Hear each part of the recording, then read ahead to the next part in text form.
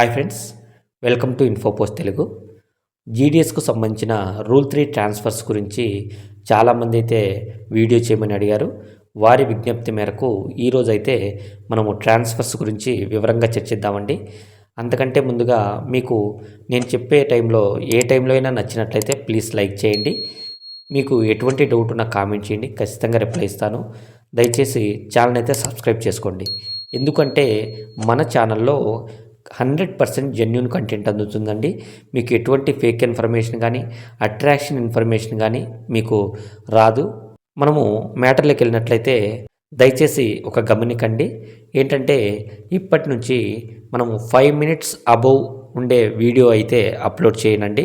ఎందుకంటే previous video మనము చాలా వాల్యుబుల్ ఇన్ఫర్మేషన్ అనేది 10 మినిట్స్ వరకు మనము ఉంచే ప్రయత్నం చేసాము.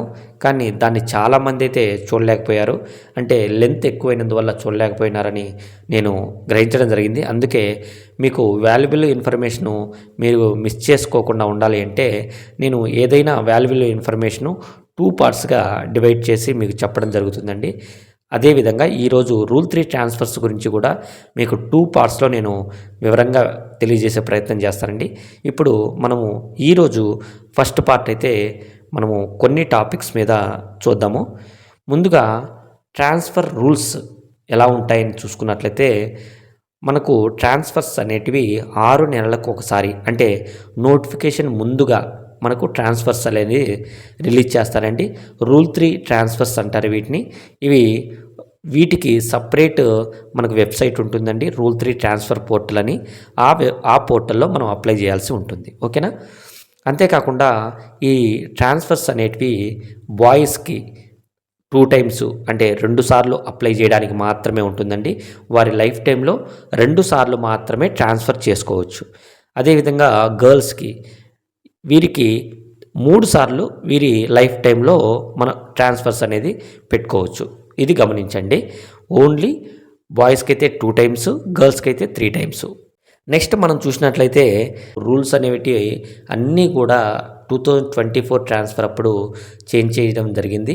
వాటిలో భాగంగా 1/7/2024 తర్వాత జాయిన్ అయ్యే ప్రతి ఒక్కరూ కూడా 2 ఇయర్స్ కంపల్సరీగా మీరు సెలెక్ట్ అయిన బీఓలో పనిచేయాలి. తర్వాత మాత్రమే మీరు ట్రాన్స్ఫర్ పోర్టల్లో అప్లై చేసుకునే అర్హత పొందడం జరుగుతుంది. ఓకేనా? అదే 1/7/2024 ముందు జాయిన్ అయిన వారు 31/12/2025, అంటే 2025 డిసెంబర్ లాస్ట్ డేట్ కల్లా వారు 1 ఇయర్ సర్వీస్ ఉంటే సరిపోతుంది. ఓకేనా? కొత్తగా జాయిన్ అయిన ప్రతి ఒక్కరికి కూడా ఈ రూల్స్ అనేటివి వర్తిస్తాయి. ఓకేనా? నెక్స్ట్ ఇంకా ముఖ్యంగా చెప్పుకోవాల్సింది ఏంటంటే ఎస్ఎస్సి సర్టిఫికేట్ అనేది బోర్డు వెరిఫై చేసి ఉండాలి. అంటే వీరు ఎస్ఎస్సి అంటే 10th క్లాస్ మార్క్ లిస్ట్ ఉంది కదా, అది ఎస్పీ ఆఫీస్ వారు బోర్డుకు పంపిస్తారండి వెరిఫై చేసుకోవడానికి. అది కంప్లీట్ అయి ఉండాలి. ఓకేనా? ఇది దాదాపు 6 మంత్స్ లోపల కంప్లీట్ అవుతుందండి. మీరు ఎటువంటి కంగారు పడాల్సిన అవసరం ఉండదు. నెక్స్ట్ ముఖ్యంగా అతి ముఖ్యంగా పోలీస్ వెరిఫికేషన్ అయి ఉండాలి. అంటే ఈ పోలీస్ వెరిఫికేషన్ అయ్యి ఉండేది మనకు ఎలా తెలుస్తుంది సార్ అంటే, మీ ఇంటికి ఖచ్చితంగా పోలీసు వారు వచ్చి ఖచ్చితంగా ఎంక్వైరీ చేస్తారండి. కాబట్టి మీ అమ్మ నాన్న అడిగినా, ఒకవేళ మీ నెంబర్ అక్కడ ఇచ్చుంటారు కాబట్టి మీకైనా డైరెక్ట్గా ఫోన్ చేస్తే వారు మిమ్మల్ని వివరాలు సేకరించడం జరుగుతుంది. కాబట్టి మిమ్మల్ని ఎవరిని అడగలేదు అంటే మీకు పోలీస్ వెరిఫికేషన్ కానట్టని మీరు అర్థం చేసుకోవచ్చు. ఓకేనా? ఈ పోలీస్ వెరిఫికేషన్ అనేది మీరు ఎస్పీ ఆఫీస్లో అడుగుతూ ఉండండి. ఎందుకంటే కొన్ని డివిజన్స్లో పోలీస్ వెరిఫికేషన్ అనేది చాలా లేట్గా జరుగుతుంది. ఈ పోలీస్ వెరిఫికేషన్ అవ్వకపోతే మనకు ట్రాన్స్ఫర్ అనేది అప్రూవల్ అవ్వదు. ఓకేనా? మీరు ట్రాన్స్ఫర్ అప్లై చేసినప్పటికీ అప్రూవల్ అనేది అవ్వదు. ఓకేనా? ఈ విధంగా మనకు ట్రాన్స్ఫర్ రూల్స్ అయితే ఉంటాయండి. నెక్స్ట్ ఈ ట్రాన్స్ఫర్ రూల్స్లో ప్రధానంగా కూలింగ్ పీరియడ్ అనేది కొత్తగా ప్రవేశపెట్టడం జరిగింది. ఈ కూలింగ్ పీరియడ్ ఏంటంటే, ఒకసారి ట్రాన్స్ఫర్ ఓకే అయిన పర్సన్కి, అంటే ట్రాన్స్ఫర్ ఓకే అయ్యి వేరే బీఓకి వెళ్ళి అక్కడ పనిచేస్తున్నప్పుడు అక్కడ 1 ఇయర్ సర్వీస్ అయిన తర్వాత మాత్రమే సెకండ్ టైంకి మీరు అప్లై చేసే అవకాశం పొందుతారు. ఓకేనా? దీన్నే అంటే ఈ టైమ్ ఆఫ్ పీరియడ్నే కూలింగ్ పీరియడ్ అంటారు. అంటే మీరు ట్రాన్స్ఫర్ ఓకే అయ్యి నెక్స్ట్ వేరే బీఓకి వెళ్ళినప్పుడు అక్కడ మళ్ళీ 6 మంత్స్కి వచ్చే ట్రాన్స్ఫర్ పోర్టల్కి మీరు ఎలిజిబుల్ అవ్వరు. ఓకేనా? అంటే 1 ఇయర్ పాటు అక్కడ సర్వీస్ చేసిన తర్వాత మాత్రమే మీరు కూలింగ్ పీరియడ్ను కంప్లీట్ చేసుకొని నెక్స్ట్ 1 ఇయర్ తర్వాత వచ్చే ట్రాన్స్ఫర్కి మాత్రమే మీరు అప్లై చేసుకునేదానికి అర్హత పొందుతారు. ఈ విధంగా కూలింగ్ పీరియడ్ అనేది తేవడం జరిగింది. నెక్స్ట్ చాలా ముఖ్యమైన టాపిక్ టెంటేటివ్ వేకెన్సీస్. అంటే ఈ టెంటేటివ్ వేకెన్సీస్ 2023తో స్టాప్ అయిపోయాయండి. 2024లో కూడా మనకు టెంటేటివ్ వేకెన్సీస్ ఇవ్వలేదు.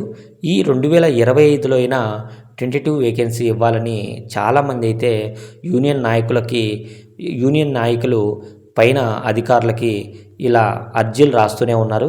ఈ టెంటేటివ్ వేకెన్సీస్ అనేవి ట్రాన్స్ఫర్లో చాలా ముఖ్యమైన పాత్ర పోషిస్తాయండి. ఎందుకు అంటే ఈ టెంటేటివ్ వేకెన్సీస్ ఓకే అయితే ఎక్కువ ట్రాన్స్ఫర్స్, అంటే మనకు ట్రాన్స్ఫర్స్లో ఒక 200 ఖాళీలు వదిలినా కూడా మనకు 400 ఖాళీలతో సమానంగా ఉంటుంది. ఈ టెంటేటివ్ వేకెన్సీ గురించి మీకు వివరంగా ఇంకొక వీడియో చేస్తానండి. నెక్స్ట్ మనకు రూల్ 3 ట్రాన్స్ఫర్ ఎప్పుడు వస్తుంది అని చాలామంది అడుగుతున్నారండి. రూల్ 3 ట్రాన్స్ఫర్ అయితే కంపల్సరిగా మే లాస్ట్ వీక్ లేదా జూన్ ఫస్ట్ వీక్ కంపల్సరిగా రిలీజ్ అవుతుంది. ఓకేనా? నెక్స్ట్ వీడియోలో మనము బీపీఎం నుంచి ఏబీపీఎంకి, ఏబీపీఎం నుంచి బీపీఎంకి ఎలా ట్రాన్స్ఫర్ పెట్టుకోవాలి, అంతేకాకుండా ట్రాన్స్ఫర్ ఫస్ట్ ప్రాతిపదికన ఏది ఉంటుంది అనేది నేను వివరంగా వివరిస్తాను. అంతేకాకుండా మ్యూచువల్ ట్రాన్స్ఫర్ రూల్స్ గురించి చెప్తాను. అంతేకాకుండా ట్రాన్స్ఫర్ అప్లై చేసే ప్రాసెస్, అంటే ట్రాన్స్ఫర్ అప్లై చేయడానికి సైట్లో మనకి ఏమేమి యూజర్ ఐడి పాస్వర్డ్ ఏ విధంగా తెచ్చుకోవాలనేది చెప్తాను. అంతేకాకుండా ట్రాన్స్ఫర్ కన్ఫర్మ్ అవ్వడానికి కొన్ని మెలకువలు పాటించాలండి. అవి కూడా నేను నెక్స్ట్ వీడియోలో మీకు వివరంగా తెలిపే ప్రయత్నం చేస్తాను.